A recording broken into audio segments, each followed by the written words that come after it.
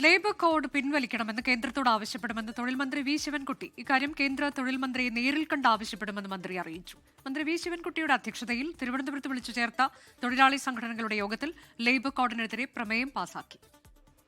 Labour code രാജ്യത്ത് നടപ്പിലാക്കുന്നതുമായി ബന്ധപ്പെട്ട് ഒരു പ്രമേയം പാസാക്കി. മതിയായ കൂടിയാലോചനകളില്ലാതെ രാജ്യത്തെ തൊഴിലാളി വർഗത്തിന്റെ പ്രശ്നങ്ങൾ എന്താണെന്ന് മനസ്സിലാക്കാതെ ഏകപക്ഷീയമായി നടപ്പിലാക്കുന്ന ലേബർ കോഡ് അത് പിൻവലിക്കണമെന്ന് കേന്ദ്ര ഗവൺമെന്റിനോട് ആവശ്യപ്പെടുവാൻ ഉമേഷ് ബാലകൃഷ്ണൻ വിശദാംശങ്ങളുമായി. ഉമേഷ്, ഇന്നത്തെ യോഗത്തിൽ ഈ കോഡിനെതിരെ പ്രമേയം പാസാക്കി അത് പിൻവലിക്കണമെന്ന് കേന്ദ്രമന്ത്രിയെ നേരിൽ കണ്ട് ആവശ്യപ്പെടും. ആ തീരുമാനത്തിലേക്ക് എത്തിയിരിക്കുന്നു. വിവരങ്ങൾ.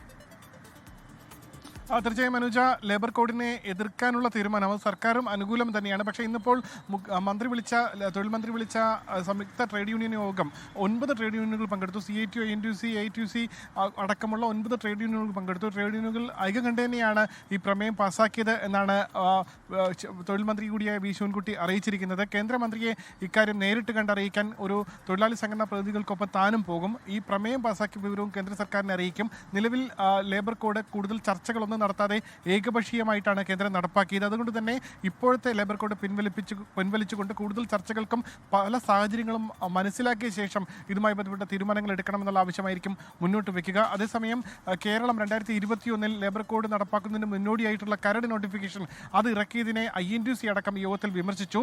ഇത്തരത്തിൽ സർക്കാർ പ്രതിനിധികളായ മന്ത്രിമാർക്ക് ഇതുമായി ബന്ധപ്പെട്ട കാര്യങ്ങൾ കൃത്യമായി വീക്ഷിക്കേണ്ടതുണ്ട്.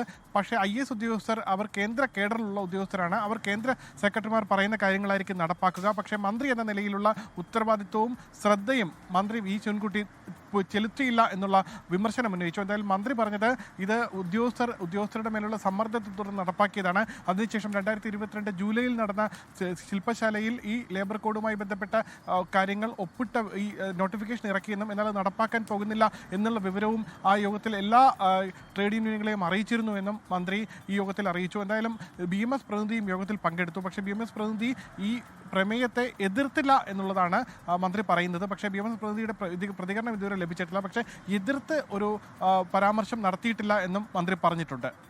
ശരി, ലേബർ കോഡ് പിൻവലിക്കണമെന്ന് കേരളം കേന്ദ്രത്തോട് ആവശ്യപ്പെടുമെന്നതാണ് മന്ത്രി ശിവൻകുട്ടി വ്യക്തമാക്കിയത്.